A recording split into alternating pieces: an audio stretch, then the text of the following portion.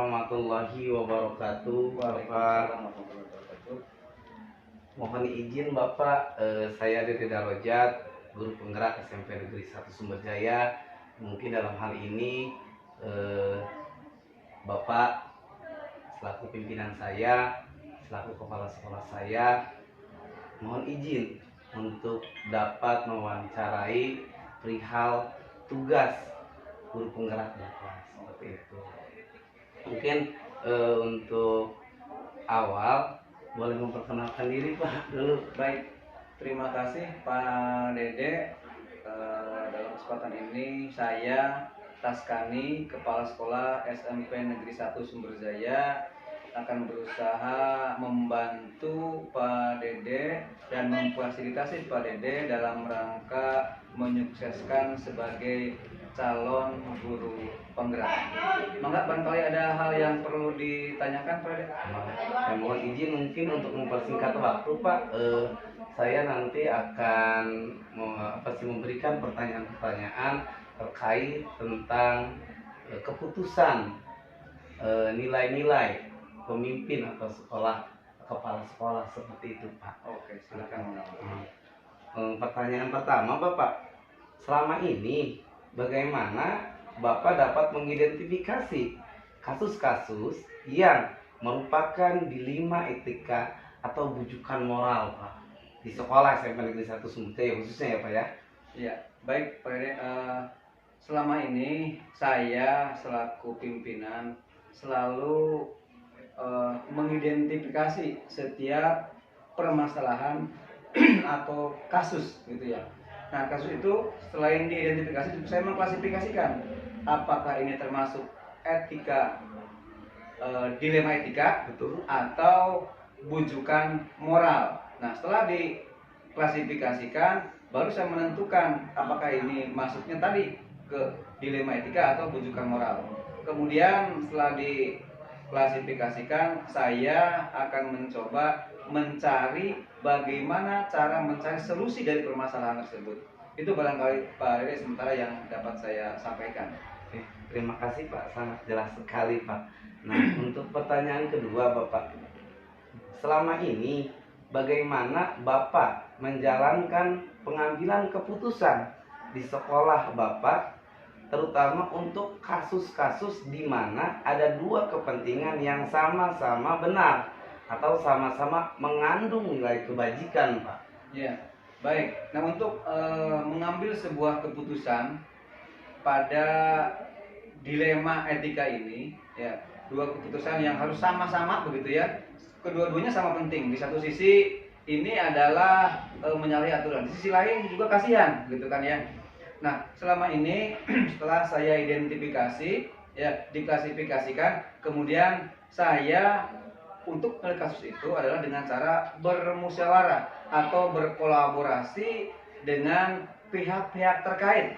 Misalkan dalam suatu kasus ada siswa yang tidak bisa ikut kegiatan pembelajaran renang, misalkan. Nah, dicari kenapa penyebabnya ini.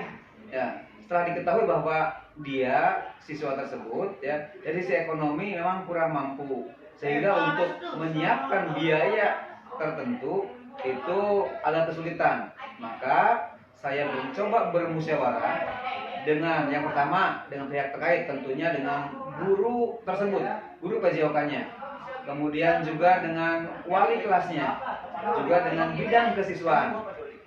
Saya bermusyawarah, berkolaborasi bagaimana untuk menentukan solusi dari siswa ini. Nah, tentunya solusinya adalah tidak merugikan siswa yang lain, juga siswa yang tersebut bisa juga mengikuti kegiatan renang. Artinya ada keberpihakan kepada dua-duanya gitu. Tapi sekali lagi itu caranya adalah dengan cara bermusyawarah atau berkolaborasi. Sangat luar biasa Pak, sangat terasa sekali kepada saya juga selaku guru mapelnya dan saya juga selaku anggota kesiswaannya. Bapak ketika mengambil sebuah keputusan itu selalu dimusyawarahkan secara bersama-sama supaya mendapatkan hasil yang maksimal, seperti itu Pak. Ini yang ketiga Pak, langkah-langkah atau prosedur seperti apa yang Bapak lakukan selama ini? Ya, sekali lagi bahwa caranya adalah tadi mengidentifikasikan, mengklasifikasikan, kemudian melakukan kolaborasi dengan pihak-pihak terkait untuk menyelesaikan sebuah permasalahan. Nah, itu adalah cara saya untuk mengambil sebuah keputusan. Nanti setelah melalui musyawarah itu tentu dibutuhkan kecermatan, ya, kecermatan dalam memutuskan. Diharapkan keputusan itu ada win-win solution tentunya. Kedua-duanya saling menguntungkan. Itu yang saya lakukan, prosedur atau tahapan-tahapannya. Sangat luar biasa Pak, sangat sistematis ya Pak, sangat beruntun, berurut untuk menghasilkan sebuah hasil yang maksimal atau keputusan yang maksimal seperti itu. Nah, mohon izin Pak, selanjutnya nih Pak, hal-hal apa saja yang selama ini Bapak anggap efektif dalam pengambilan keputusan pada kasus-kasus dilema etika Pak? Ya, baik. Untuk mengambil sebuah keputusan tentunya ada resiko, ya, ada resiko, pasti ada resiko. Artinya bahwa sebuah keputusan ada yang senang, ada yang tidak senang gitu. Namun tentunya resiko itulah keputusan dari seorang pimpinan. Maka seorang pimpinan harus siap mengambil resiko tersebut. Itu. Tetapi sekali lagi bahwa dengan cara bermusyawarah tadi tentunya risiko yang akan kita tanggung itu telah diketahui oleh semua pihak gitu. Itu Pak Dek. Jadi nanti ketika ada hal-hal yang tidak sesuai itu kita bertanggung jawab semua ya Pak ya. Betul, itu Karena apa? Iya, hasilnya juga kan kita dimusyawarahkan. Jadi ketika ada hal-hal itu ya juga kita bertanggung jawab semua seperti itu Pak. Sangat luar biasa sekali Pak. Nah, untuk selanjutnya Pak, hal-hal apa saja yang selama ini merupakan tantangan nih Pak? Tantangan dalam pengambilan keputusan pada kasus-kasus dilema etika Pak. Ya, karena dilema itu kan ada dua kepentingan yang sama-sama benar, tetapi tetap dari sama-sama itu harus diambil salah satu begitu. Maka benturan-benturan dua pihak itulah yang menjadi tantangan bagi saya. Bagaimana agar dua kepentingan tersebut sama-sama menyenangkan, begitu ya? Itu adalah faktor tadi yang menjadi tantangan bagi saya. Jadi untuk menentukan dua keputusan yang sama besar ini, itulah tantangan. Bagaimana kira-kira kedua pihak dapat senang dengan keputusan yang saya ambil. Itu Pak Ede yang menjadi faktor tantangan tadi. Benturan dua kepentingan tadi. Iya, tadi juga kan Bapak jelaskan langkah-langkahnya dan sebagainya. Pasti untuk tantangan ini juga akan terkikis ya Pak ya, akan sedikit lah tantangannya juga. Karena kita ketika mengambil sebuah keputusan itu sistematis, langkah-langkahnya juga berurut kan gitu. Lalu kita melibatkan semua guru-guru gitu kan. Nantinya kita juga kan akan terkikis lah tantangan itu sendiri seperti itu ya Pak ya. Nah, selanjutnya Bapak, apakah Bapak memiliki sebuah tata kala atau jadwal tertentu dalam sebuah penyelesaian kasus dilema etika? Apakah Bapak langsung menyelesaikan di tempat atau memiliki sebuah jadwal untuk menyelesaikannya? Bentuk atau prosedur seperti apa yang Bapak lakukan? Seperti ada jadwalnya atau seperti apa? Baik Pak. Untuk kasus dilema etika ini saya tidak memiliki jadwal khusus, tetapi setiap ada kejadian, setiap ada kasus itu langsung diselesaikan. Tapi caranya tadi dimusyawarahkan atau berkolaborasi dengan unsur-unsur yang terkait. Jadi dalam hal ini secara insidental, tidak ada jadwal khusus untuk memecahkan sebuah kasus atau permasalahan. Jadi jadwalnya adalah berdasarkan kasus yang terjadi atau insidental saja, seperti itu Pak. Iya, Bapak sangat terasa sekali juga sama Dede Pak. Ketika Bapak itu peka terhadap sekolah ketika ada permasalahan-permasalahan langsung turun langsung lalu kita selesaikan, bicarakan seperti itu Pak. Sangat terasa sekali dan sangat luar biasa untuk memimpin SMP Negeri 1 Sumberjaya ini Pak. Terima kasih. Selanjutnya Pak, mohon izin, apakah seseorang atau faktor-faktor apa yang selama ini mempermudah atau membantu dalam pengambilan keputusan dalam kasus-kasus dilema etika di sekolah SMP Negeri 1 Sumberjaya Bapak? Iya. Bagi saya, seluruh keluarga sekolah adalah sebuah tim. Sehingga untuk menyelesaikan sebuah kasus pun perlu kolaborasi dari semua pihak. Maka dalam hal ini banyak pihak yang terlibat dalam menyelesaikan sebuah kasus. Jadi tentunya pihak-pihak yang terkait adalah pihak-pihak yang memiliki kepentingan pada kasus tersebut. Misalkan kalau kasusnya tentang melibatkan kesiswaan, saya libatkan wakil bidang kesiswaan, kemudian saya libatkan wali kelasnya, saya libatkan guru mapelnya atau kepanitiaannya, saya juga melibatkan komite sekolah, saya juga melibatkan orang tua siswa. Intinya adalah saya berusaha berkolaborasi dengan semua pihak, karena tadi sekolah menurut saya adalah sebuah keluarga, sebuah tim. Dalam sebuah permasalahan pun saya selesaikan dengan cara berkolaborasi dengan pihak-pihak yang terkait.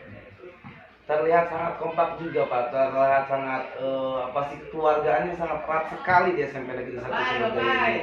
Jadi saling membantu, saling berkolaborasi, saling diskusi untuk mencoba menyelesaikan permasalahan-permasalahan itu atas pimpinan Bapak seperti itu. Mungkin sangat luar biasa sekali. Nah, mohon izin Pak, ini yang terakhir Pak. Dari semua hal yang telah disampaikan, pembelajaran apa yang dapat Bapak petik dari pengambilan keputusan ini itu. Jadi pembelajarannya Pak dalam tadi yang semua Bapak bicarakan, jadi apa Pak yang dapat dipetik untuk pembelajaran saya sendiri mungkin seperti itu Pak. Ini sebagai sebuah pembelajaran tentunya bukan hanya untuk pribadi Pak Dede, tetapi untuk kita semua, bahwa untuk mengambil sebuah keputusan dari kasus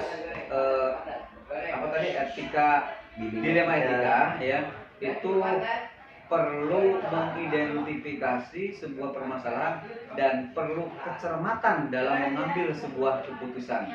Tentunya kita juga harus menyikapi dua sisi yang sama-sama pentingnya, sehingga keputusannya adalah win-win solution, kedua-duanya saling menguntungkan. Itu sebuah pembelajaran Pak. Jadi cermat terutama, dan tentunya kolaborasi dari semua unsur tim yang ada di sekolah. Itu pembelajaran bagi kita semua tentunya Pak Dede ya. Mudah-mudahan Pak Dede juga bisa sukses ke depannya. Amin, dan Pak. sukses menjadi guru penggerak. Terima kasih Pak Dede. Itu masih ada lagi Pak Dede yang perlu ditanyakan? Cukup Pak. Cukup. Ini saya belajar banyak terhadap kepemimpinan Bapak di SMP Negeri 1 Sumberjaya. Bapak selaku kepala sekolah merangkul semua dari senior, junior untuk melibatkan bagaimana caranya SMP Sumberjaya ini bisa berprestasi, berbudaya, dan berakhlakul karimah seperti itu. Mungkin saya ucapkan banyak-banyak terima kasih. Mohon maaf mengganggu waktunya Bapak. Tidak apa-apa. Terima kasih. Mungkin cukup saja Pak. Ya baik, terima kasih Pak Dede. Sukses Pak Dede. Sukses Pak Dede. Sukses. Ya. Terima kasih. Assalamualaikum warahmatullahi wabarakatuh. Assalamualaikum warahmatullahi wabarakatuh Bapak. Waalaikumsalam warahmatullahi wabarakatuh. Mohon maaf Bapak sebelumnya mengganggu waktunya waktu aktivitas kegiatan Bapak. Ya, nggak apa-apa. Saya di sini Dede Darojat, calon guru penggerak angkatan 6 di Kabupaten Majalengka, diberi tugas Bapak oleh pengurus calon guru penggerak untuk mewawancarai kepala sekolah terkait dengan tema keputusan yang bertanggung jawab dengan nilai-nilai kepemimpinan seperti itu Bapak. Jadi mohon izin Ya, diizinkan guys. Sama-sama Pak. Diizinkan siap. Oke, terima kasih Bapak. sekali lagi mohon maaf, boleh memperkenalkan diri Pak. Siap, terima kasih Pak Dede atas sekarang ada kegiatan untuk memenuhi salah satu tugas dalam guru penggerak ya. Dan tugas ini adalah merupakan salah satu mungkin buat Pak Dede adalah dalam mengisi ya ataupun melaksanakan tugas-tugas ataupun kegiatan yang sudah terstruktur. Yang daripada itu saya menyambut baik dengan Pak Dede untuk bisa menyelesaikan tugas ini. Baiklah, oleh karena itu saya memperkenalkan diri. Saya nama Bona SPD. Saya adalah sebagai kepala sekolah di SD Bunga Sweta 3 dan juga saya juga diberi kepercayaan oleh rekan-rekan sebagai K3S di Kecamatan Sumarjaya. Itu Pak Dede. Sangat luar biasa ya Bapak Bona, menjadi kepala sekolah di Bongas Wetan 3 dan menjadi K3S di Kecamatan Sumberjaya. Lalu ada lagi menjadi ketua Kuarang Kecamatan Sumberjaya. Sebagai amanah Pak yang harus dilaksanakan. Saya ingin belajar banyak dari Bapak mohon bimbingannya dan arahannya. Mungkin langsung saja Bapak. Ya, siap. Untuk pertanyaan yang pertama Bapak, selama ini bagaimana Bapak dapat mengidentifikasi kasus-kasus yang ada merupakan dilema etika ataupun bujukan moral di sekolah Bongas Wetan 3 maupun di lingkungan organisasi K3S seperti itu Bapak?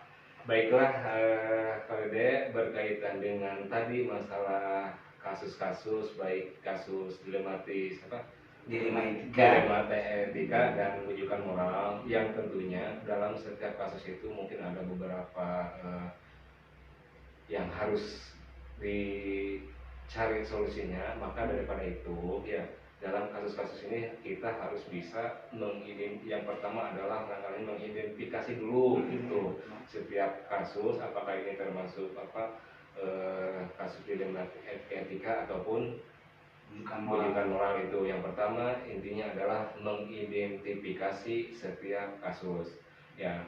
Terus yang kedua tentunya kita harus juga bisa mengklarifikasi dulu. Nah setelah mengklarifikasi dan ataupun ini apakah termasuk ke dalam bujukan moral, yang tentunya setiap kasus-kasus ini harus segera dicari solusinya. Seperti itu Pak Dede ya. Ya, sangat luar biasa ya Pak. Jadi tahapannya Bapak untuk tentang kasus-kasus ini selalu mengidentifikasi Mengidentifikasi dulu, ya, itu. memahami dulu permasalahan Iya, seperti itu Pak ya. permasalahan seperti itu Pak.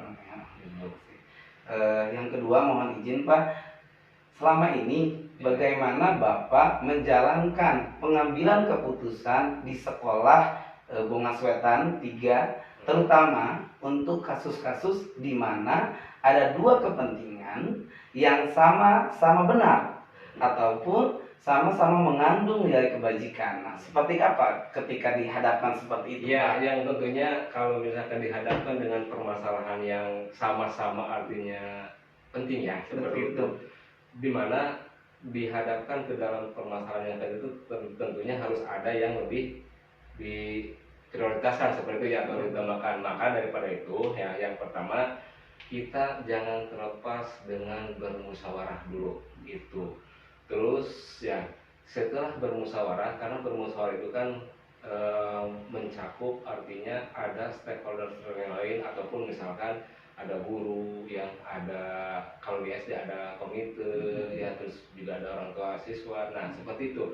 Nah dalam kegiatan ya yang sama-sama penting ini ya, dimana dalam kegiatan ini juga harus bisa terlaksanakan seperti itu ya. Yang tentunya contoh dalam setiap kegiatan kita sudah mempersiapkan ya, mempersiapkan misalkan kita ikut lomba ataupun apa, kita sudah mempersiapkan sebaik-baiknya sematang mungkin. Nah ketika pas pelaksanaan itu ya ada yang taruhlah sakit ataupun apa. Nah tentunya ini kan harus dimusyawarahkan gitu, dimusyawarahkan, dicari penyebabnya apa dan tentunya dicari solusi seperti itu. Nah tentunya dengan seperti tadi yang menjadi patokannya bermusyawarah, insya Allah setiap ada permasalahan ataupun apa ketika dimusyawarahkan pasti ada jalan keluarnya atau solusinya. Yang terpenting kita libatkan semua pihak. Oke, terima kasih Pak, sangat luar biasa. Jadi Bapak ketika ini mengambil sebuah keputusan yang sama-sama mungkin di sisi ini benar, di sisi ini benar, mungkin ya Bapak akan selalu melibatkan unsur-unsur lain seperti tadi komite, guru-guru, orang tua, seperti itu ya. Iya, betul, seperti itu Pak. Karena memang tidak terlepas daripada itu, supaya ketika mengambil suatu keputusan, ya artinya hasil keputusan bersama dalam mencari solusi dalam mengatasi suatu permasalahan seperti itu. Iya, Pak. Betul Pak, saya juga kan selaku pengurus keluaran anggota dari Bapak sangat terasa sekali ketika ada permasalahan Bapak itu langsung proaktif, peka untuk menyelesaikan masalah ini. Walaupun nanti saya masih muda tetapi dilibatkan untuk memecahkan permasalahan tersebut. Supaya kan ketika ada permasalahan dimusyawarahkan, kan itu kan nanti ada masukan saran pandangnya sehingga menghasilkan sebuah keputusan yang bersama yang baik seperti itu. Tidak artinya menyudutkan atau memberatkan seorang, artinya ada win-win solution. Nah, betul win-win solutionnya. Sangat luar biasa Pak. Nah, untuk selanjutnya Pak, langkah-langkah atau prosedur seperti apa yang Bapak lakukan selama ini untuk mengambil sebuah keputusan atau menyelesaikan kasus-kasus seperti ini Pak? Terima kasih Pak Dede. Ya, setelah apa yang tadi saya sampaikan tadi, bahwa mungkin dalam menyelesaikan suatu permasalahan, tentunya kan kita harus mempunyai kriteria ataupun langkah-langkah yang harus ditempuh. Betul. Itu supaya artinya ketika mengambil suatu keputusan itu tidak salah. Betul. Yang tentunya langkah-langkah yang pertama tadi, ya mengidentifikasi ini permasalahannya dulu. Kita identifikasi itu. Terus setelah diidentifikasi, kita klarifikasi dulu, benar nggak kenyataannya, benar nggak ini adanya seperti itu. Nah, setelah diidentifikasi, diklarifikasi, ya yang tentunya kita harus kolaborasi. Kolaborasi dengan siapa? Ya tentunya dengan pihak-pihak yang berkepentingan, artinya yang berkepentingan yang terkait seperti itu. Contoh, kalau di SD makan ada kepala sekolah, ya, ada guru, ada orang tua siswa, dan juga kita kalau di SD itu kan ada pemerintahan desa dan bawah wilayah desa. Ya, gitu. Artinya apa? Ketika ada permasalahan atau apa ya, kita selalu bekerja sama untuk mencari solusi. Ya itu kita rangkul semua. Kita jangan sampai kita memutuskan suatu permasalahan salah mengambil keputusan seperti itu. Akhirnya kan tadi kalau mengambil keputusan yang salah kan akhirnya mengakibatkan kerugian yang lainnya seperti itu Pak. Makanya di sini harus benar-benar matang dalam setiap mengambil keputusan. Ya, dan juga tidak lupa tadi tekankan saya libatkan semua yang terkait itu. Kalau di SD seperti itu. Dan saya juga ketika ini cakupnya ada organisasi, ketika di K3 ataupun apa, ketika saya juga harus merangkul semua. Ketika ada permasalahan ataupun apa, kita butuh masukannya, kita identifikasi, ya kita klarifikasi, kita kolaborasi yang harus bisa menyelesaikan ini, pihak mana saja, ya kita rangkul supaya bisa menghasilkan suatu keputusan yang solusi yang baik. Itu, Pak. Sangat luar biasa Pak, langkah-langkahnya sangat sistematis, sangat luar biasa. Tetapi tadi saya soroti tentang kolaborasi. Betul sekali Pak, kolaborasi sangat luar biasa. Ketika kita mengambil keputusan bersama, berarti ini tanggung jawab kita bersama. Jangan sampai artinya ini tanggung jawab kepala sekolah saja, tidak Pak, karena ini ada pihak-pihak atau misalkan yang lain seperti itu Pak. Mohon izin Pak, selanjutnya hal-hal apa saja yang selama ini Bapak anggap efektif dalam pengambilan keputusan pada kasus-kasus D5 etika Pak? Ya tentunya ini yang lebih efektif tadi juga apa yang telah disampaikan, yang mana ya juga tentunya harus menyambut artinya eh, memperlibatkanlah semua itu efektifnya supaya ketika ada permasalahan kita tangani, ya kita tindak lanjuti, jangan sampai ketika ada permasalahan berlarut-larut kan akhirnya bisa meluas. Intinya apa supaya lebih efektif? Ada permasalahan yang besar kita kecilkan, ada permasalahan yang kecil ya kita ditiadakan gitu. Pasti permasalahan ada, tapi insya Allah setiap ada permasalahan ketika dimusyawarahkan pasti ada solusi seperti itu Pak. Yang efektifnya intinya kita bermusyawarah. Sangat luar biasa sekali Pak. Ketika ada permasalahan, ketika permasalahannya besar, pun ketika kita dimusyawarahkan pasti ada win-win solution. Ada win-win solution, pasti ada jalan terbaik lah. Iya. Biasa Pak. Mohon izin. Hal-hal apa saja yang selama ini merupakan tantangan dalam pengambilan keputusan Bapak pada kasus-kasus D5 etika? Ya tentunya gini Pak, dalam mengambil suatu keputusan yang tentunya kan artinya ini harus menghasilkan suatu keputusan yang baik. Artinya yang baik supaya sama-sama enak ini. Tadi seperti pertanyaan yang awal tadi, ini bagaimana dengan ada dua kepentingan yang ini? Ya yang tentunya dengan supaya ini ya baiknya kita sama-sama cari solusi, sama-sama enak tadi yang dikatakan win-win solution itu Pak. Jadi jangan sampai yang ketika menghasilkan sebuah keputusan ya memberatkan sebelah, seperti itu Pak. Ya ketika ada suatu permasalahan yang ini enak, yang ini enak gitu Pak. Ya artinya tidak ada yang terzolimi atau yang tersakiti. Betul. Walaupun misalkan sebuah kasus ini memang harus segera diselesaikan, jangan sampai berlarut-larut gitu.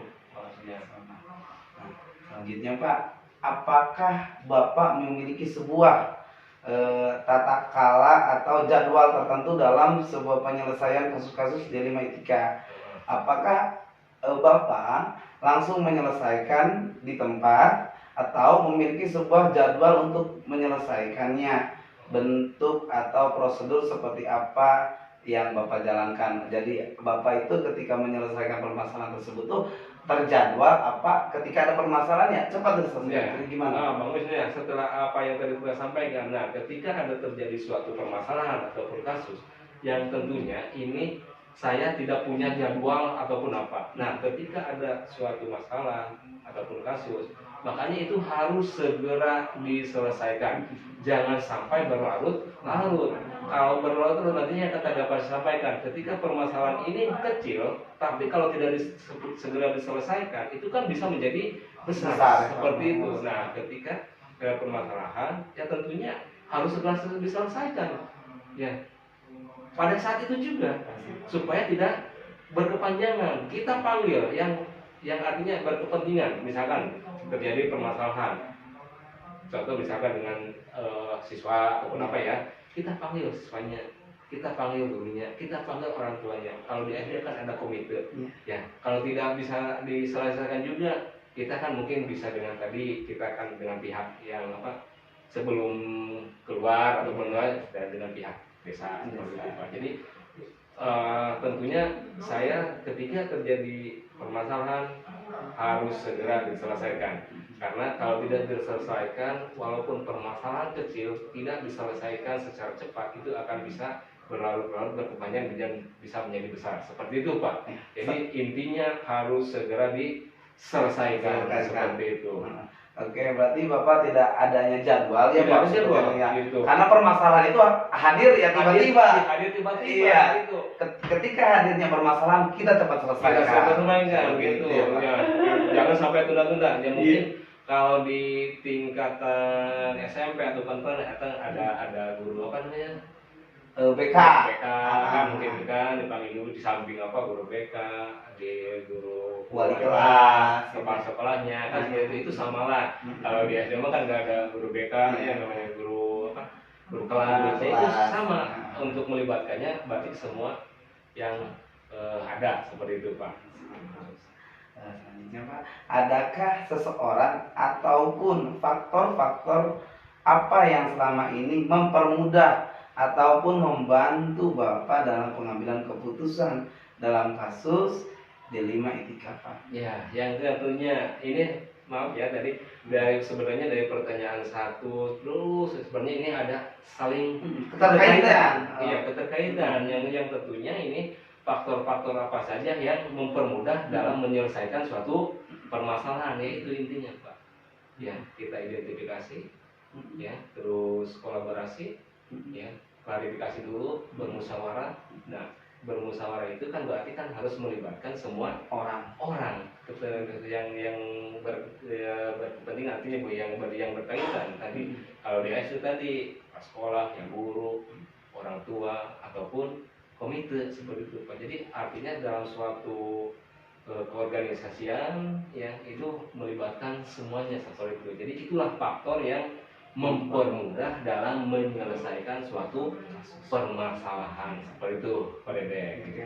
Terima kasih Pak. Iya, jadi Bapak melibatkan semua unsur untuk jadi semua unsur itu membantu ya Pak ya, dan memudahkan untuk memecahkan sebuah permasalahan. Begitu Pak Dede. Jadi ketika ada permasalahan, kalau kita melibatkan ya itu kan ada saran pandang atau masukan-masukan kira-kiranya ini yang bisa menjadi solusi dalam memecahkan suatu permasalahan ataupun kasus seperti itu. Makanya saya dalam di samping di sekolah, saya di organisasi yang lain juga. Makanya saya walaupun sebagai sebagai pimpinan, saya selalu melibatkan ya semua unsur, ya semua anggota, supaya apa? Ketika ada masukan-masukan, ya ketika ada saran pandang, ketika ada solusi, ya kita itu adalah solusi atau keputusan bersama seperti itu Pak. Gitu. Ya. Demokrasi Seperti itu Indonesia. Demokrasi seperti itu. Oke. Terakhir Pak mau Iya, ini.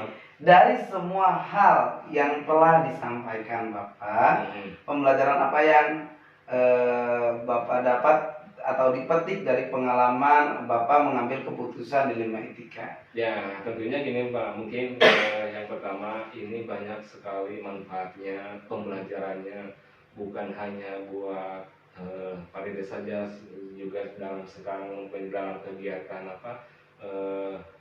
sama guru penggerak, tapi ini juga ketika saya bisa berkomunikasi dengan Pak Dede itu adalah merupakan suatu pengalaman belajar bagi saya, ya ilmu yang baru juga ketika menghadapi kita bisa sharing dalam menghadapi masalah-masalah etika, moral ataupun apa tadi rujukan moral, apalagi kan ada permasalahan yang lainnya kan bullying seperti itu kan saya juga butuh masukan sehingga saya tidak salah dalam mengambil suatu keputusan gitu ya. Jadi cek Sunda nama untuk mentang-mentang aing seorang pimpinan gitu. Justru sebagai pimpinan itu kita bisa menerima masukan-masukan dari yang lain sehingga bisa menghasilkan suatu keputusan yang terbaik. Oke, terima kasih banget Pak. Karena saya juga selaku anggota kepengurusan dari kuartir yang Bapak pimpin, saya belajar banyak dari Bapak tentang bagaimana mengambil sebuah keputusan dengan nilai-nilai yang baik seperti itu. Lalu Bapak itu peka terhadap permasalahan yang ada, selalu hadir dalam permasalahan, selalu merangkul kita. Saya belajar banyak dari Bapak. Sama-sama Pak Dede, kita sama-sama belajar lah gitu. Karena terima kasih banget. Mohon maaf mengganggu waktunya. Mungkin beribu-ribu terima kasih sama-sama kepada Bapak untuk ketika ya insya Allah ketika Pak Dede dalam melaksanakan guru penggerak ini, ketika apa yang saya dapat bantu, insya Allah saya siap untuk membantu. Ya, pesan dari saya, Pak Dede, ini jenjang karirnya masih jauh. Ya, insya Allah Pak Dede dengan ketekunan, dengan kerajinan Pak Dede, ya saya hanya bisa mendoakan semoga Pak Dede, ya kita sama-sama mendoakan lah kita semoga kita dalam keadaan sehat, ya dalam keadaan semangat dalam menjalankan tugas dan sukses selalu seperti itu. Terima kasih banget Pak. Sama-sama, Pak. Penjelasan. Sukses selalu. Siap. Siap. Assalamualaikum warahmatullahi wabarakatuh Bapak. Waalaikumsalam warahmatullahi wabarakatuh.